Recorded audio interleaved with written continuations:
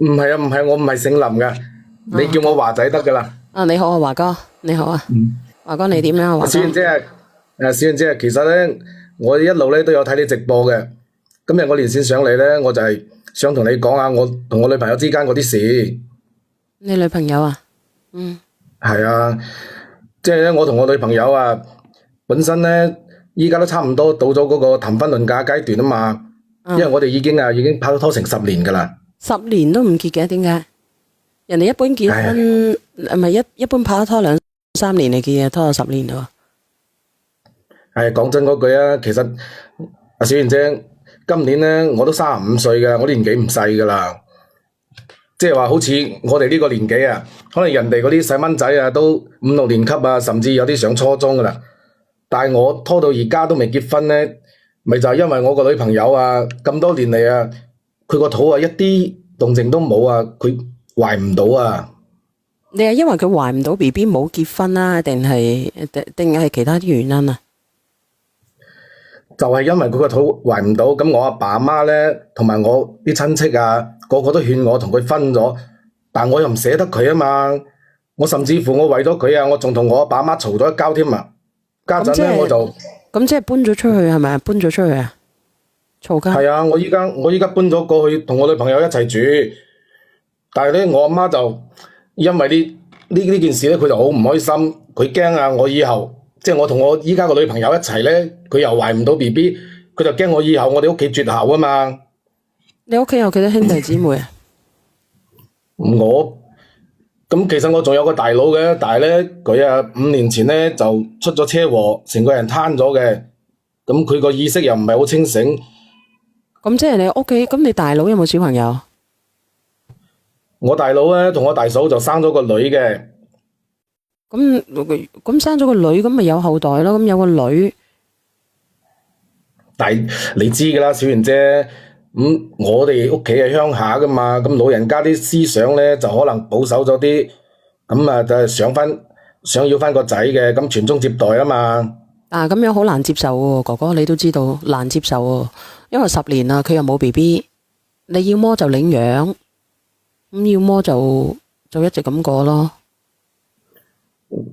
領養呢樣嘢咧，就即係老人家可能接受唔到領養一個翻嚟唔係自己嗰啲血脈咯。咁你有咩辦法先呢？冇辦法噶咯，只能夠咁樣咯。咁你傾乜嘢啊？咁呢個事實已經擺咗眼前啦。即係咁嘅，咁我大佬啊，佢唔係攤咗，嗰啲意識唔係好清醒嘅。咁我阿媽咧就諗咗個辦法。就通過嗰啲醫學嘅手段啊，叫我咧同我大嫂咁樣陀翻一個。同你大嫂？我想問下你咧，你有冇父母喺度？你有父有母嘅係咪啊？而家有啊，我爸媽喺度噶。咁而家係你阿媽叫你用你同埋你大嫂去搞？即係通過嗰啲醫學手段啊，去做嗰啲試咩管嗰啲咯。我明白。咁你有冇同意啊？我開始都唔同意嘅，但係我阿媽咧就成日喺我面前又喊住嚟同我講，佢話如果咁樣落去啊，我哋屋企啊就絕後噶啦。所以咧，我有陣時見我阿媽嗰個樣啊，後尾我都係應承咗佢，都使咗10幾個噶啦，已經使咗10幾個去做咗呢件事。咁點解唔我留翻個問號咧，俾直播間等下問啦。咁然之後咧，咁然之後咧，即係我大嫂佢依家咪有咗嘅，亦都係去驗過噶啦，都係個仔嚟嘅。咁即係你個仔係咪？即係照嗰啲咩遺傳學嚟講，就算係我嘅咯。咁咪你個仔咯？可以咁講。唔係可以咁講，直情係你個仔咯。但係我冇喐過我大嫂嘅，全部都係嗰啲醫學手段嚟嘅。都係你個仔咯，咁佢基因係你啊嘛，即係你個仔生出嚟似你噶嘛。咁我同我大佬都生得好似啦。你唔好話你同你大佬生得似，呢個係你個仔就係你個仔。咁咪就係我個仔。咁我好愛我女朋友噶嘛，我呢一世啊，我都係想同我女朋友喺埋一齊嘅。如果唔係啊，我都唔會話唔理我阿爸阿媽感受啊，我同佢哋嘈咗一交，我依家搬咗去我女朋友屋企住啦。嗯，但係咧，我女朋友啊，佢咧就可能攞我手機睇到嗰啲信息嗰啲咩，佢又知道咗，佢依家咧就同我嘈緊啊，所以咧，我今日咧我都約咗佢上嚟你直播間呢度傾下呢件事噶啦。你好緊我就想張啊，係咪？我見你講嘢好緊張喎。唔係話緊張，即係咧，我係諗住我女朋友咁佢上嚟呢度傾嘅話，我唔知件事會搞成點，即係我想小賢姐你幫我做下佢嘅思想工作。做思想工作，我想問下你直播間嘅朋友仔，嗱，如果俾你容唔容易接受啊？我想問下你哋啫。嗱，我問下啲女人啊，嗱，你亦都可以叫佢連麥，我可以連佢上嚟嘅，因為我而家冇見到你女朋友連麥，但係你要匿名連麥啊，因為我呢個直播間咧係錄製節目嚟嘅吓。嗯，你要匿名連麥吓。我同佢約好咗噶，就呢個時間咧。但我唔見得到佢連麥，你最好就連睇睇。啊，你等等，我見到人連麥，平常心嚟喎，呢個係平常心啊，連下呢個平常心嘅朋友吓。咁我見唔到你太太，唔係你嘅女朋友連麥。你好啊，平常心。我想問哥哥啊，哥哥你正常㗎係嘛？哥哥。我正常。哦，咁你阿媽要留個後，點解你唔可以留個後咧？你就係你結婚生仔一樣得嘅啫。就係因為我女朋友啊，我同佢一齊都10年啦，佢就懷唔上啊嘛。佢懷唔上你女朋友懷唔上，有冇睇下咩原因懷唔上先？即係我覺得你你阿媽好搞嘢咯，搞笑咯。咁你仲有你喺度噶嘛？你可以傳宗接代噶嘛？我意思係咁講噶嘛，姐姐阿哥哥。俾到我係你女朋友，我都唔接受啦。唔係，佢而家咪傳宗接代咯，平常心。佢而家咪就係同阿大嫂有咗都唔係同阿嫂，都唔係用自己嗰啲豆漿同阿嫂傳宗接代。我係你女朋友，我就忍受唔到啦，其實哥哥。因為點解一出嚟呢個就係你個仔，叫你阿叔定叫你老豆啊？咁以後叫你阿叔定係叫老豆啊？啊，哥哥。咁呢樣嘢，如果佢生咗出嚟咧，都係叫翻阿叔好過啦。咁但係流住你嘅血嘅喎，係你啲豆漿嚟喎，點叫咗你阿叔咧？嗱，你等等嗱，我見到有匿名連麥嗱，睇下係咪你女朋友啦？喂，你好啊。喂，你好。係你好，你係咪同上邊嗰個哥哥相識啊？係啊，小圓姐姐，佢係我男朋友。啊，咁我而家問你，嗱，啱先咧佢咁樣講嘅喎，咁你知道情況噶啦？你同佢咁多年啦，係點樣情況啊？你哋之間？我知，我同佢都有十年啦。我從25歲跟到佢35歲。哦，咁你都係35歲。係啊。咁你佢大嫂嘅事你知唔知啊？我知啊，佢有同我講。啊。阿姐姐，我想問你係未做管嗰時同你講，定係做咗管先同你講啊？佢做咗之後先同我講噶，有咗3個月之後先同我講。咁嘅性質就唔同咯。咁係瞞住你喎，瞞住你做咗一啲咁樣嘅嘢，然之後等你要接受先斬後奏。係啊，先斬後奏。你發現先同你講，你唔發現都冇同你講，係咪啊？係啊，我見到佢哋微信傾偈。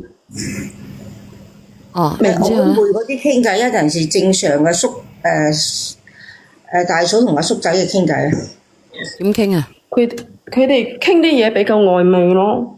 點曖昧法？點曖昧咗啊？佢哋，你講嗰啲，就講嗰啲比如講話我瞓唔着覺啊，你可唔可以陪我傾下偈啊？又講個 BB， 你個仔今日踢咗我一下咁嗰啲。阿哥哥啊！阿小姐，哎呀，思思啊，思思，我唔係同你講唔好講名啊，哥哥啊！哥哥唔好講，哥哥我講一句，哥哥，你阿大嫂夜晚黑瞓唔着同你傾，佢有冇話俾你聽？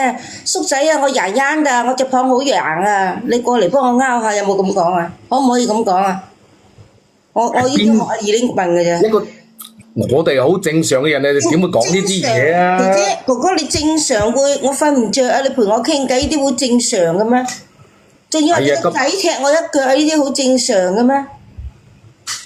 哥哥唔好講呢咁咪啲因為嘢啦。因為我大嫂咧，佢依家陀住個 B B 個情緒唔穩定，咁佢自己一個人係照顧我大佬都好辛苦噶嘛。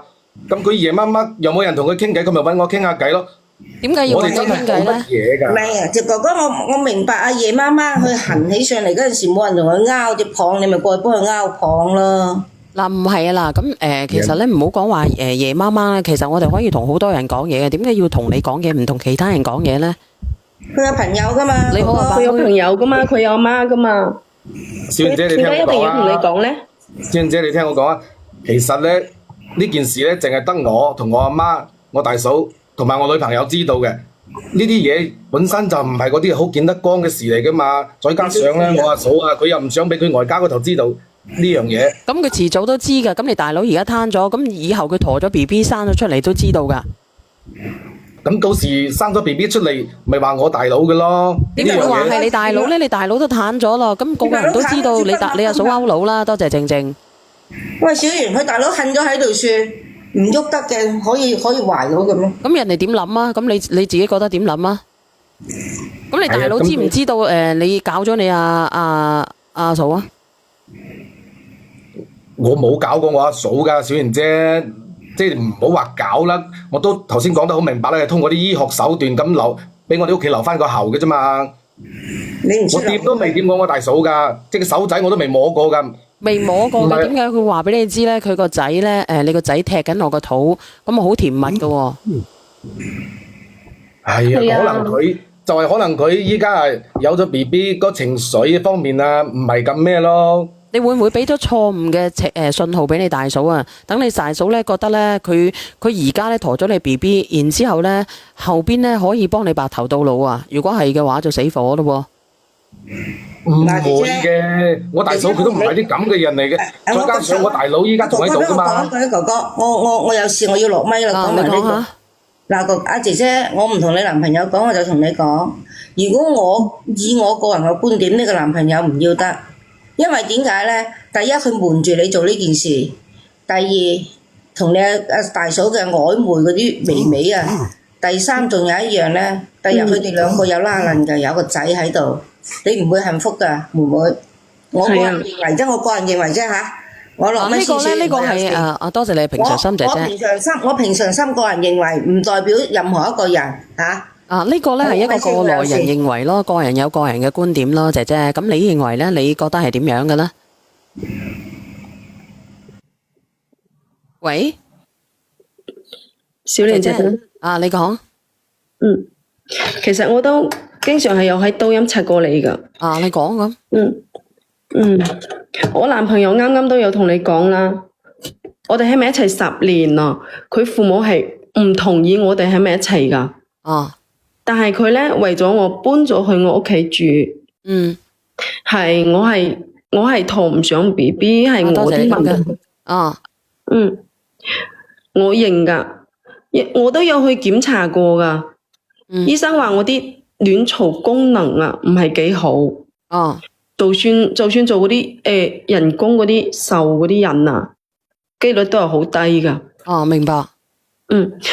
所以佢媽咪好反對我哋喺埋一齊。咁好反對，但係你又好中意佢係咪啊？係咯，畢竟喺埋一齊10年啦，有感情㗎嘛。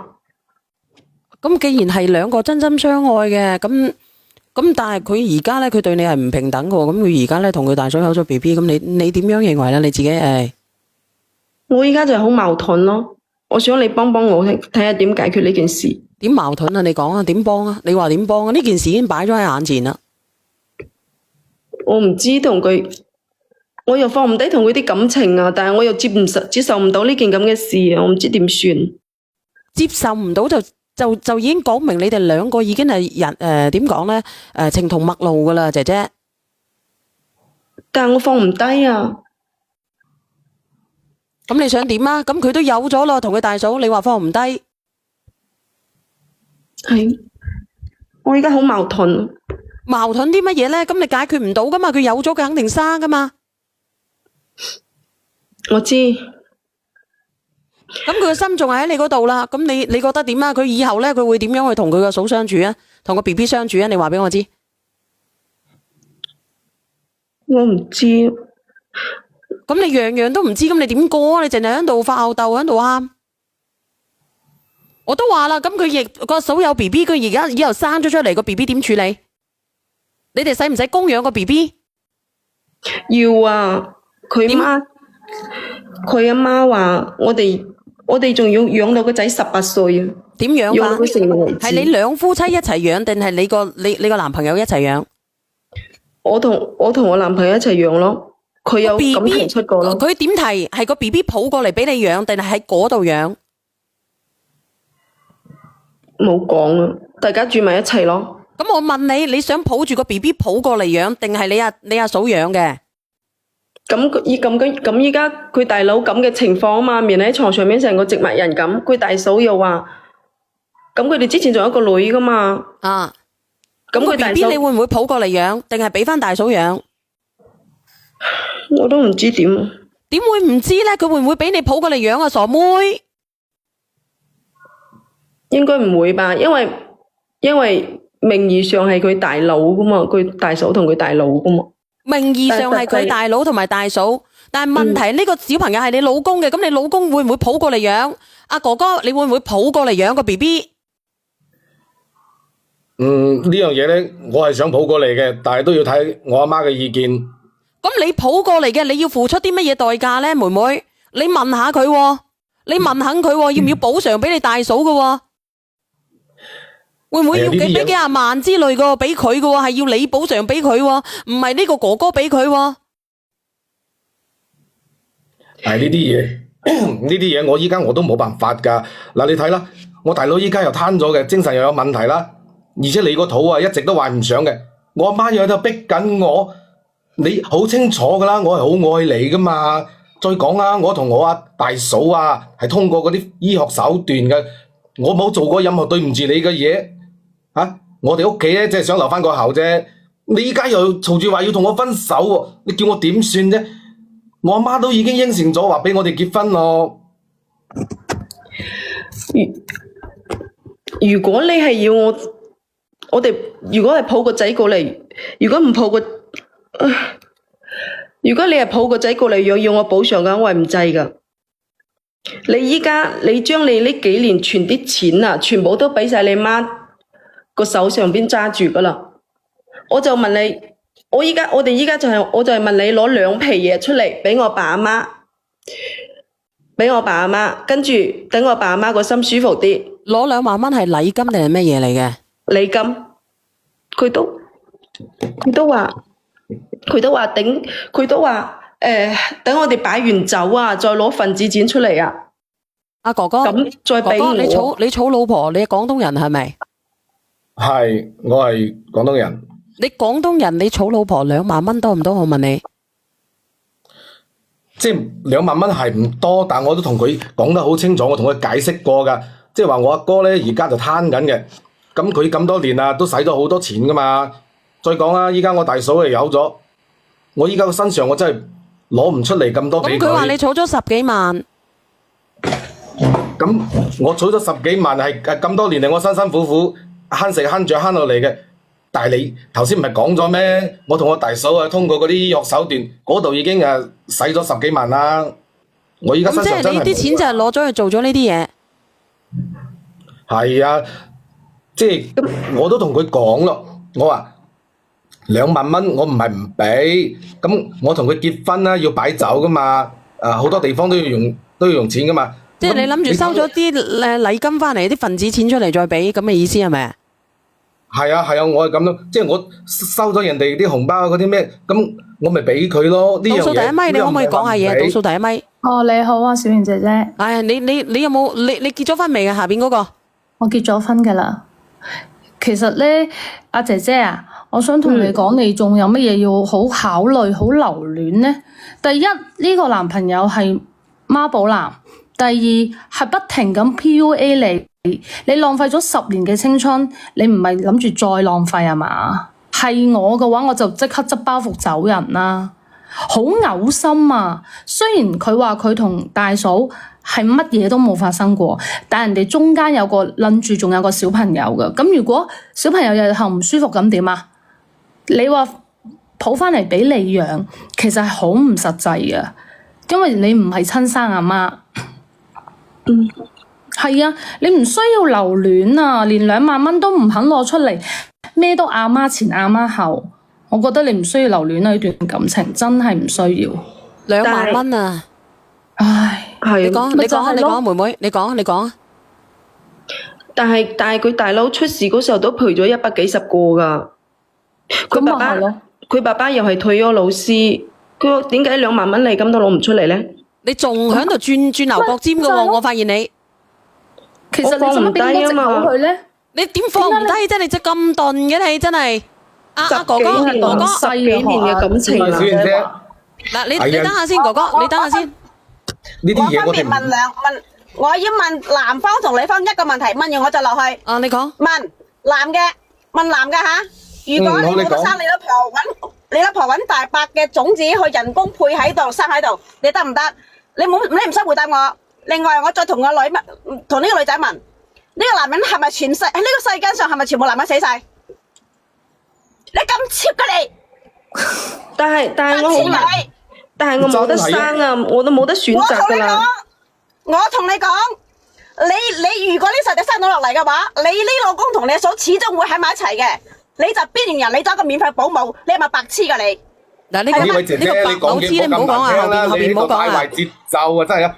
唔係姐姐，唔係，阿哥哥你聽聽。男人，阿雪姐你講啊，我聽你。唔係，我講錯咗啊！阿姐姐，我問下你，2萬蚊，我哋廣東，我唔理你幾多歲啦，你35歲都好，我想問下直播間嘅人，幾多錢禮金嘅？幾錢禮金嘅？講出嚟。2萬蚊都攞唔到出嚟，學咩人娶老婆啫？我問你幾多錢禮金？阿生如輝，你準備儲新抱，你俾幾錢禮金？你娶個隻香港嘅。阿輝哥嚟啦，輝哥。生如。按照而家個呢度呢，即係走翻呢度去，即係其他一回事先。即係按照而家我哋當地嘅習俗啊，或者係68000啦、88000啊嗰啲咯。人哋生如輝都俾到，阿生如輝都唔，生如輝諗住俾3萬蚊係咪？唔好講嗰啲住，我同你講啊，呢個姐姐仔你清醒啊，呢個男人係冇用噶，你仲唔清醒？有乜用啊？你等下先，生如輝68000正唔正常嘅？68000都正常，即係按照即係你等等我已經知道你準備俾幾多錢禮金啦，你準備做新抱嘅。你話偏高嗰啲呢，即係按你自己嘅，即係自己嗰個經濟環境咯，係咪？有啲。你準備俾38000係咪？生如輝？唔係咁差嘅，應該即係睇用咩保，即係用咩保，即係或者會。其實阿姐姐，我想同你講咧，即係或者會即係好似你話數額大得多嘅，或者會即係唔啲入去咯，即係個彩禮還彩禮，另外即係唔好話搞壞個風俗咁嘅意思。係啊，少少地都6萬啦，係咪啊？或者38000啦，生如輝45000啦。即係我覺得你作為個男人，人哋跟咗你咁多年，我覺得我話俾你知，我真係睇唔起你呢種人。你真係冇得生，你出嚟。我大一，你冇得生係你 cheap 到不得了，好唔好？全世界最 cheap 你做女人做成咁，冇咪冇啦。唔係咁冇得生，唔係罪嚟嘅，生魚。咪就係唔係啊？佢意思阿輝哥話佢啊，同呢個男仲繼續同呢個男人一齊啊。佢話佢俾2萬蚊，呢個男人係廢品嚟㗎，明唔明啊？係廢品收購站嚟㗎，明唔明啊？即係冇意義啊！覺得點樣同你過日子啊？其實你講嘢唔好咁難聽，好唔好啊？我就係咁難聽，叫佢做咩做咩？我想叫到得我先慘啦！你少㗎啦，我同你講啊！你叫做 P 緊人哋喺度咋？我同你講呃緊人哋喺度啊，騙緊人喺度好唔好？係咪啊？生魚，你聽嗱，你儲4個月，我5000蚊一個月，儲4個月就已經你4個月就得咗人哋個女，你咪笑鳩柒死你咯！你咁你都冇錢。即係你話你真係你窮到叮當響，1蚊都你唔出嘅啲，咁咪可以或者會6800都可以得，明唔明啊？你自己又有錢喺度。喂，屌！未關注嘅人關注下我啊，唔怪得我咁撚少人啦！我呢個號開咗咁耐，壓咗流啊！關注嘅關鳩柒住我，關注咗未？未關注嘅幫我上個燈牌啊！屌鳩你哋！做成你講你一段接啊！我話俾你知啊，影響晒啲男人啊！我同你講啊，人哋要你2萬蚊意思下啫喎，係嘛？你話你講句真係你揸到啦，係都要揸住個數字唔放嘅啫。我覺得少，我覺得就算幾多啊，都係心意嚟噶嘛。咁我同佢結咗婚之後，我話俾你知啦，以後把啲銀紙都俾佢咪得咯。你唔好出聲字啊，哥哥，我問你啦，好似我生日咁樣，係咪先？你封5蚊俾我又係心意，你封500蚊俾我又心意，咁你覺得我中意呢個500蚊定係5蚊咧？咁我家陣我身上冇咁多嘛，咁我都話啦，我同佢結咗婚之後啊，我對佢好啊，我揾啲銀紙啊，所有銀紙我全部俾晒佢，咁樣咁過日子唔係幾好咩？你會俾晒佢咩？咁後邊嘅小朋友點樣啊？我問你，阿妹妹，我問你，你哋有冇規劃㗎？嗱，我同你講兩句，我錄啦，我唔想參與，但係你真係好 cheap 啊！做女人做成咁賤格，我話俾你知啊，冇男人咩明唔明啊？你叫2萬蚊佢都唔捨得俾你，你呢啲男人有咩用啊？啊？你要你有咩用啊？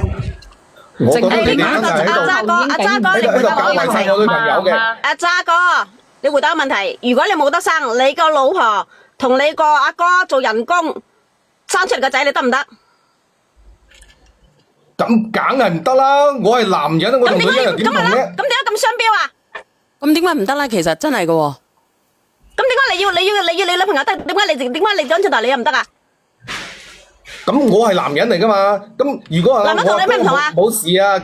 如果我阿哥冇事啊，佢都唔會同意話我同我阿嫂咩啦。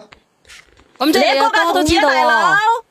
問題依家你老婆唔同意啊嘛，你個女朋友唔同意啊嘛。係啊，即係唔講呢啲嘢啦，即係2萬蚊咧。點解唔講呢啲嘢？你問題就喺度，點解唔講呢啲嘢？問題就喺度。其實你唔好逃避呢個問題啊，阿哥哥。呢個問題即係呢個死症所在就係呢個問題啊，哥哥啊，其實你明唔明嘅啫？未關注我都關注我，冇流量啊喂！姐姐，我想問下姐姐，我想問下你啊。呢個男人係咪全世界寫實得嗰個死症總喺度啊？係啊，冇錯，啱。我就係放唔低同佢感情咯，放唔低，點解放唔低啊？幾十年都可以，我哋幾十年嚟感情都好好㗎。你嘅父母知唔知㗎？10年，呢家10年，你仲有冇好多10年啊？仲有排你受啊！依家先係啱啱開始就死人傻女。你父母知唔知㗎？如果你係我兩個升死你啊我！你睇唔睇到啊？呢個係我覺得你哋講嘢真係教壞人㗎。其實啊，姐姐仔啊，幾十年啊，嗰啲都分嘅。今日因為姐姐，我唔想同你講多啦，我馬上錄啦，因為我有嘢做，我話俾你知。有感情乜俾你都唔視我哋感情啦。可以得兩嘴啊！我哋一個個嚟啊！俾都唔好。姐姐，我想問下，佢今時今日咁對你嘅父母知唔知道？我爸媽知道嘅。你阿爸媽咩意見？知道啊，佢爸媽。你阿爸媽咩意見？我爸媽叫我離開佢咯，但係我自己揸唔定主意咯。你呢一次嚟嘅真係，你呢一次你唔聽父母講嘅話，傻得好交關啊！你唔聽你父母講嘅話，你會知你嘅餘生生不如死。你如果介入咗呢頭家，你就永遠係抬唔起頭做人，你永遠及唔起，你永遠都係日日都俾佢鬧，日日都俾佢 PUA，日日都貶低你。你喺呢個家庭入邊一文不值，你就係一個免費嘅奴隸。嗱，你又聽聽我啦，你10年啊，如果一般平常人咧，我哋拍多幾年結婚嘅，我想問下你哋。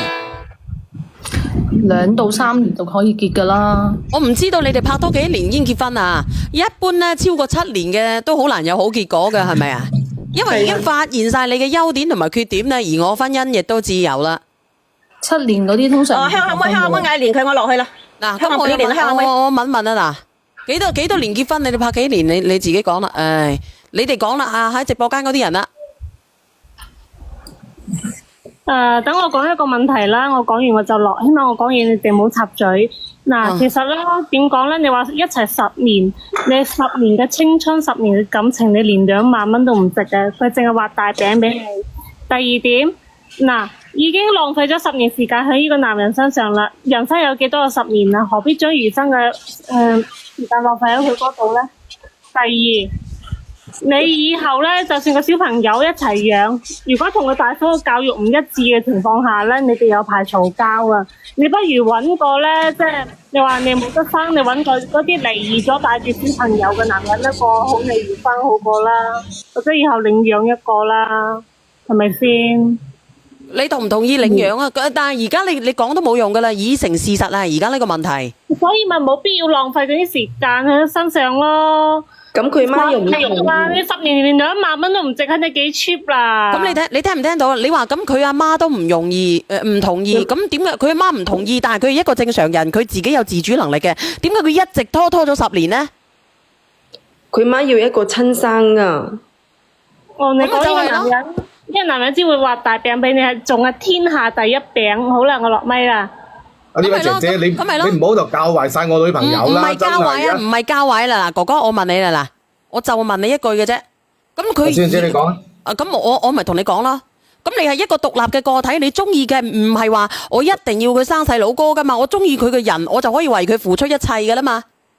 咁證明你都唔夠中意佢咯，你自己都係自私咯，你想魚與熊掌兼得咯。仲有你話你同你嘅大嫂冇嘢嘅，你自己有個保留啦。我同你講，係咪真係咁鳩大方呢？係咪真係花咗10幾萬整嘅呢？你有冇單據呢？阿姐姐佢有冇俾過你睇過啲單據呢？定係印出嚟定係整出嚟嘅呢？到底冇啊！我問佢攞，佢攞唔出啊！佢話喺佢媽手上。咁點解你唔攞呢啲單據呢？如果做市某管嘅，你最起碼你有進州嘅，你有發票嘅，有票據嘅，點解你攞唔出嚟呢？到底你係點樣印出嚟嘅呢？個細佬哥啊？佢媽話呢啲嘢。佢媽話呢啲嘢見唔得光，唔俾我睇。點會見唔得光呢？你冇去做啲咩壞事噶嘛？你睇啫嘛，你冇攞走噶嘛？小賢姐，我同你講，嗰啲嘢咧都，其實我哋唔係去嗰啲咩大嗰啲醫院做嘅。我明白㗎，咁有冇票據嘅呢啲嘢？我唔知啦。喺啲私人嘅嗰啲打嘅有冇票據嘅咧？我想問你，冇票據嘅咩？真係，你好啊，金吉仔嚟講。啲票據有，唔係我想講咧，我唔想同你唔好出聲字，你等下先，你講下金吉哥。冇講廢話，我想同阿姐姐講聲，我想問下咧，你除咗輸咗嗰10年之後咧，如果依一刻分開，你會輸啲乜嘢？你而家幾多歲啊？我想問下。35歲啦。35歲。如果我話俾你聽，如果你真係妥協嘅話，嫁咗落呢個男人度，再輸多10年，到45歲、55歲，你點算？你會唔會後悔啊？你有冇諗過你會後悔啊？其實你輸咗10年嘅咋，最多。嗱，你聽唔聽到啊？呢個68790話咧，佢個肚唔一定係做出嚟嘅，分分鐘咧係掉出嚟噶吓。我都係講啊，掉出嚟又好，做出嚟又好啦。呢個男人完全冇理過你感受。點一樣啫？點一樣啫？你掉出嚟嘅，你唔係嘅，你喺個血牙窿嗰度挖出嚟嘅，完全都冇理過你感受嘅，呢位姐姐。就算話你屋企人有事，佢夠膽死都話唔攞出嚟嘅嗰2萬蚊。頭先啱啱聽到100幾萬啊嘛，賠償款。係啊。所有嘢佢都唔攞出嚟嘅話，呢個男人仲值得你留戀？你諗清楚先啦。你輸10年嘅咋，冇嘢輸噶啦。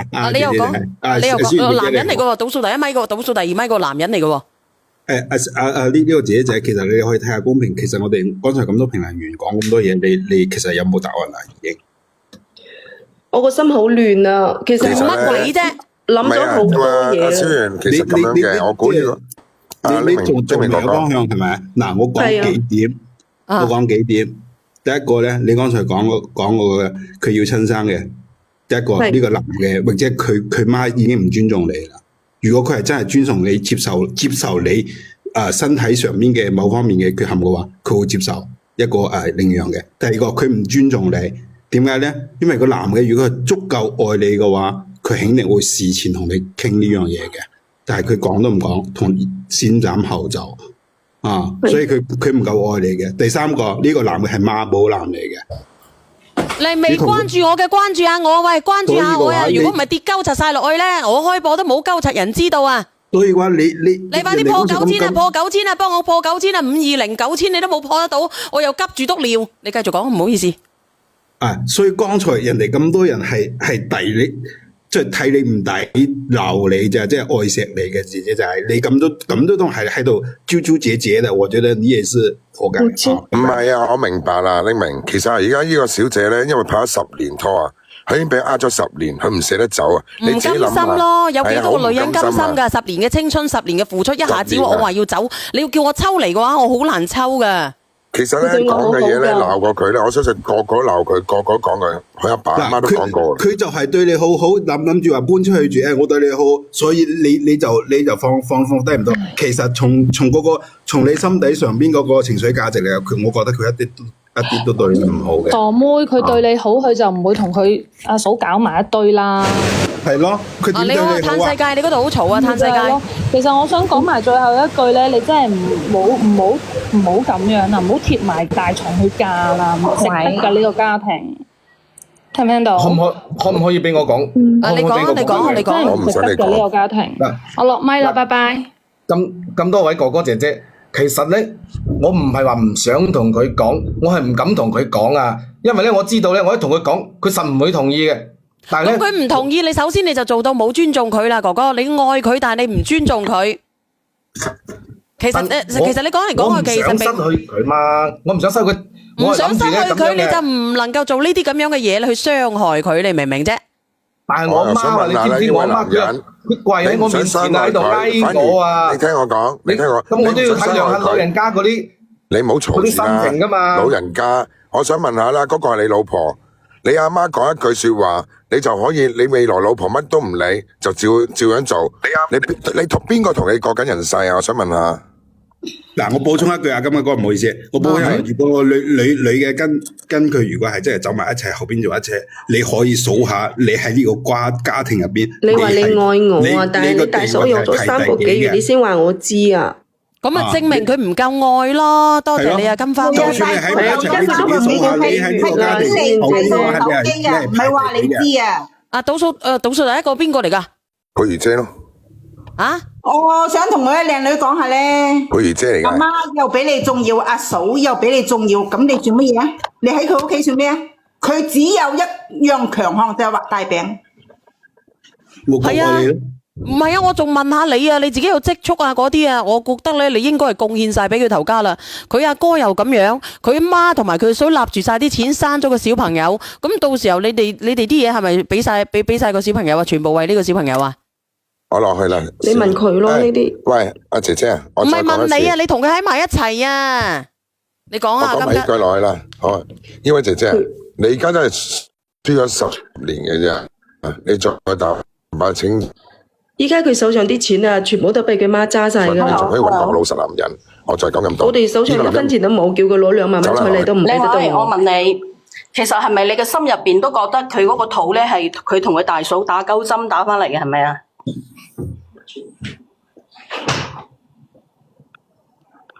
小圓佢做乜唔出聲嘅？唔知喎，網絡唔得啩？可能。喂？佢應該唔夠膽答你嘅問題。喂？佢咪落咗去啊？喂，聽唔聽到啊？佢應該係落咗去啊，唔係唔聽得到係咪？到第2咪嘅朋友，你出下聲啊！係我嗎？聽唔聽到？係你啊，係你啊！佢聽唔到你聽唔聽到我講嘢？你聽唔聽到我講嘢？你聽唔聽到人哋講嘢？我聽到。你聽到我講嘢係咪？啊，聽到。嗱，我同你講，你既然揾得你男朋友攞嗰個，即係去醫院嗰啲證明佢係做試管嗰啲啦，咁你都懷疑你嘅男朋友咧，其實佢你阿嫂嗰個肚咧係佢同你男朋友即係打9針打出嚟嘅係咪？其實你都係喺度懷疑嘅係咪？係啊，我喺度懷疑。其實你唔使懷疑啦，係坐實嘅啦。屌，你又坐實？因為我話俾你聽，喺醫院係唔會，正規醫院唔會做呢啲嘅。即係如果係正規，除非係黑乜嘢某市嘅啫。因為佢冇結婚證。就算係唔係正規都好，佢使咩要浪費咗個10幾萬啫？係咯。係呢位姐姐，我同你講啊，呢啲嘢啊本身係見唔得光噶嘛。你話去嗰啲正規啲醫院，你都講啦，我哋冇結婚證嘅，個正規啲醫院啊，又點會同我哋做啊？所以我都係揾嗰啲。唔係啊，咁點解其實你哋兩個一打？靚仔，我問你，你阿嫂同你講個仔踢佢，你覺得正式個人會講呢啲說話咩？同埋重點嚟啦，你阿嫂憑乜嘢去陀你個仔？憑乜嘢？你答我，你都十下嘅，你真係。佢倒不如去出邊揾人打下9針，佢做咩無啦啦？如果毫無感情，佢點解會陀你個仔？咁我都頭先講過啦，都話我阿媽成日喺我哋面前啊，喊住咁拉我哋噶嘛。我問你，嗱，你收聲，你阿媽要睇你要睇你阿媽嘅面色係咪？你阿嫂會唔會睇你阿媽嘅面色？你有一個哥咧，攤喺個張床嗰度，你阿嫂講真嗰句，如果同你冇感情，佢話走就走噶啦。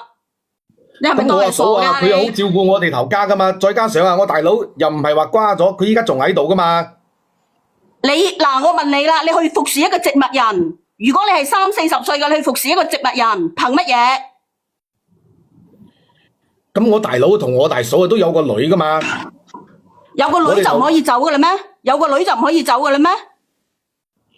我聽你咁樣講嘢咧，我覺得真係唔係個個人啊，都係冇感情嗰啲噶嘛。你有感情，你去搞破鞋，仲要搞個係你阿嫂。我都話過啦，我冇搞，我掂都未掂過我阿嫂。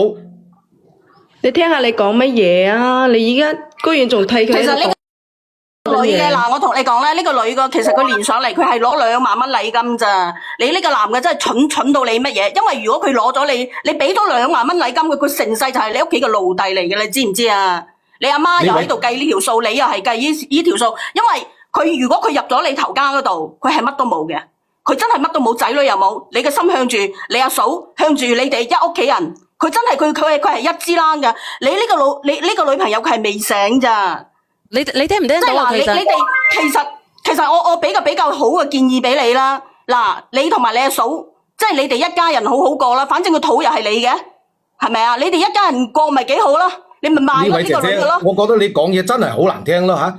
你以為個個人啊都冇道德冇責任嘅咩？個個都咁毒噶，冇晒人性㗎。你就係冇道德啊嘛，阿哥哥。你就係毒啊！邊個毒得過你啊？你有邊個有得比你咁無恥啊？你去搞你個嫂啊！你夠唔夠膽對燈火發誓？做咩你係都要話我搞我阿嫂嘅咧？燈火發誓，你冇錯。你哋講得好清楚，我冇搞過啊！如果係咩㗎，你就俾車乜嘢啊？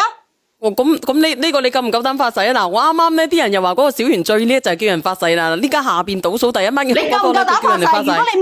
如果你嗰個肚咧係點樣得嚟嘅？如果你冇掂過佢嘅，你係點樣？你掂過佢，你又點樣？如果你掂過佢，你喺你俾車乜嘢？你夠唔夠膽發呢個誓啊？唔係啩？我有咩唔夠膽發誓啊？吓，我依家就發誓，我同你講。你發啦，我同你講，我依家就發誓。你發啦！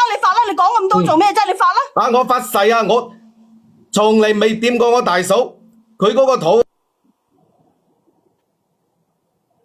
我聽唔到咯，小圓。避到咪啊！佢避到咪啊！佢避到咪啊！咁咪係咯，發啦！佢居然仲一直幫住佢講佢大嫂講嘢。靚女，醒下啦，陰公。哥哥，你發咗未啊？發個鬼咩？啱啱閉咪，可能佢老母喺隔籬，唔俾佢發。你發咗誓未啊？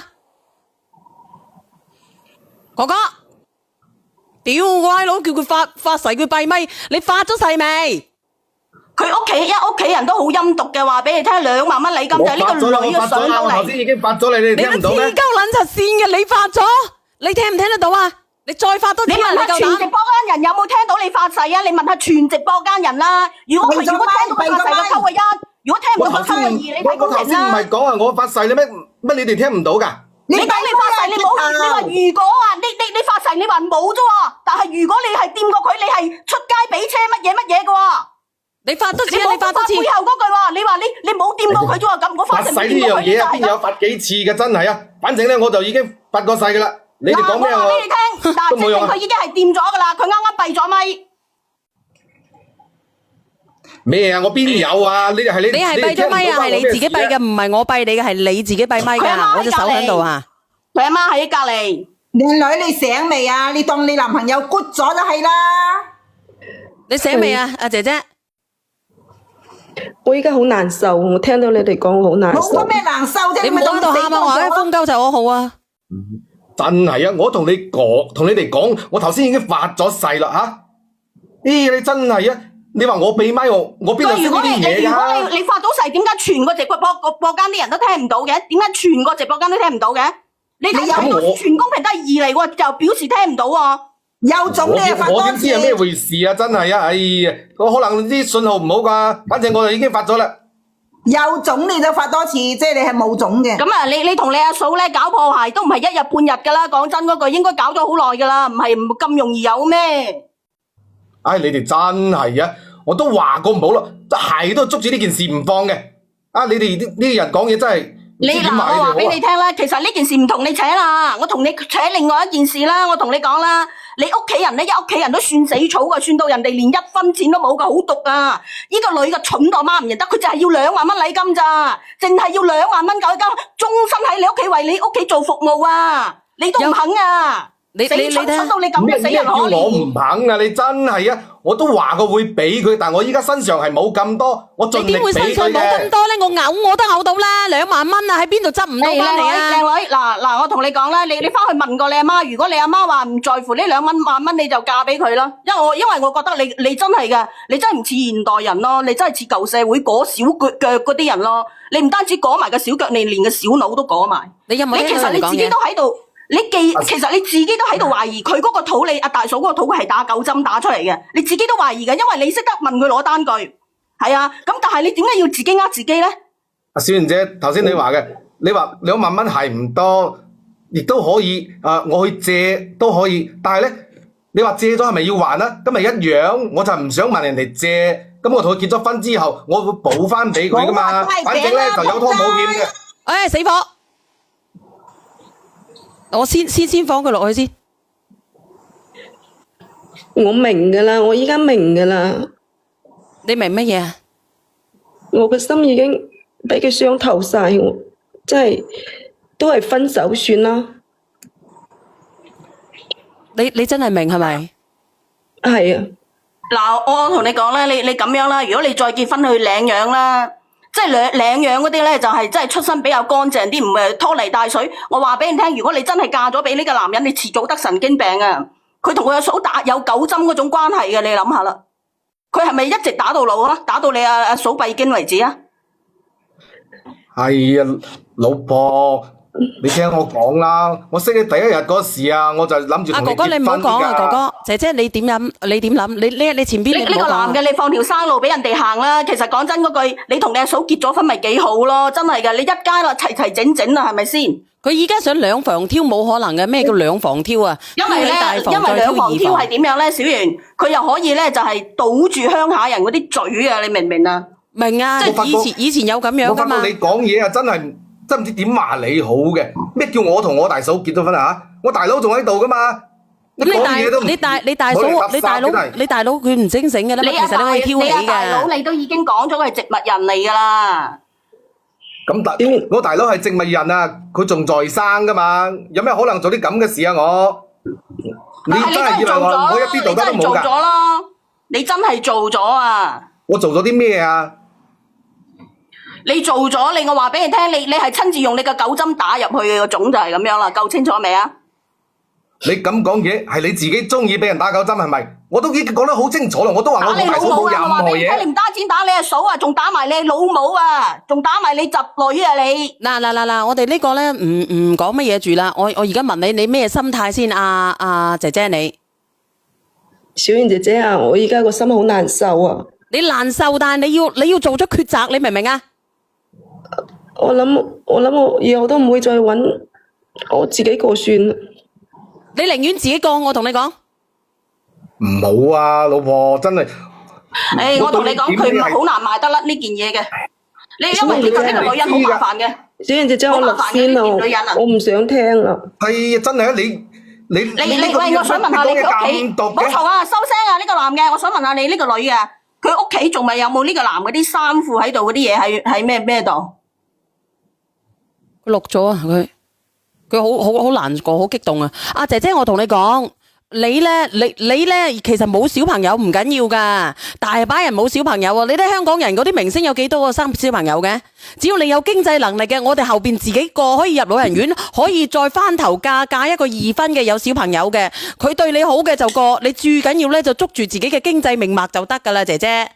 小圓，我同你講啦，小圓，你聽我講，其實佢個思想咧係根深蒂固嘅，佢同嗰啲老人其實差唔多嘅啫。呢個女嘅，嗱，你聽我講，你依家你屋企有冇嗰個男嘅啲衫褲同埋其他行李喺度？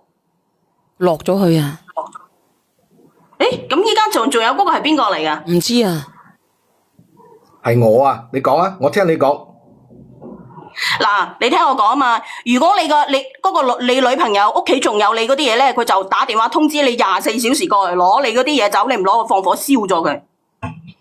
喂，我發覺你份人真係好毒喎，真係。我女朋友啲事啊，同你有咩關係啊？你打9針啊！你聽我講先，你打9針，你向你老母打，仲打埋你個侄女先啊！你 cheap 得過你？呢個就唔好去講啦，哥哥。嗱，佢唔認啊嘛，佢唔認咪由得佢咯，咪冤枉多啲佢咯。嗱，我同你講，你夠膽唔認，我話俾你聽啊！你仲打埋你嗰啲表妹啊，嗰啲堂嫂堂叔啊，你阿婆你外婆都打埋啊！嗱，我同你講呢個哥哥，我同你講呢個哥哥肯定有打過佢嗰個大嫂嘅。你話佢會唔會花10幾萬去打？係咪先？佢唔會花呢啲錢嘅，佢肯定有搞過。我自己即係我自己去判斷吓。咁你哋自己判斷啦，有冇搞過啦？咁具體要佢哋自己知，但係我哋旁人就覺得佢係真係搞過啊嘛，係咪？有搞嘅。係嗰個叫咩名啊？嗰個叫幸福一生嗰個啊！我同你講啦，你叫幸福一生啊！我話俾你聽，你做五寶做死你啦！邊個？佢講乜鬼啊？佢講我，佢叫我含乜嘢喎？含乜嘢喎？七喎！唔係咁淫賤嘅。嗰個係啊，男人定係女人嚟㗎？一生啊！真係你仲幸福一生，話俾你聽，你真係你啊！我話俾你聽啦，你做五寶做死你啊！成世都未索過女人味啊你！咁佢應該冇機會去索噶啦，如果咁樣嘅，屌有冇素質嘅啲大佬？唔好理佢啦，佢落咗去嘅，佢落咗去。嗰個女仔應該比較單純，就係覺得自己冇 BB，一直冇 BB，好多呢啲咁樣嘅女仔嘅。唔係佢好卑微嘅，佢上嚟，佢淨係要2萬蚊禮金咋，即係想體面啲咯。唔好啦，姐姐，你練過上嚟，你唔好匿名練咩？你練過上嚟，我幫你搵過。但係咧，唔好搵邊個咧，即係唔好搵我直播間隨便嘅，因為好多人呃人嘅。其實佢啱啱上嚟咧，佢講過，佢淨係要2萬蚊禮金咋，你哋都冇認真聽。大把人俾得起啦，冇咪冇咯，個小朋友係咪先？又唔係個個人都有小朋友嘅，你真係啊！唔好諗咁多啊，放你落去啦，我17分就死火啦。你買貨啦，買貨啦，好咧，拜拜。乜鬼啊？20啊，送扎花俾你啊！邊個送噶？我咯。真定係假噶？黐線嘅，我電單都可以俾你睇啊，真定假？多謝晒你啊，我愛你啊，梁仔。唔使客氣。你聽唔聽得到啊？我今日愛啊梁仔啊，你覺得我好唔好人啊？你覺得我係咪對佢真心噶？係嘅，打個1啦。唔係。吓？唔係。你覺得我係咪對佢真心啊？對阿梁仔今日？肯定唔係。今日可能會係。你覺得我有冇幫佢嘈過交啊？冇啊嘛。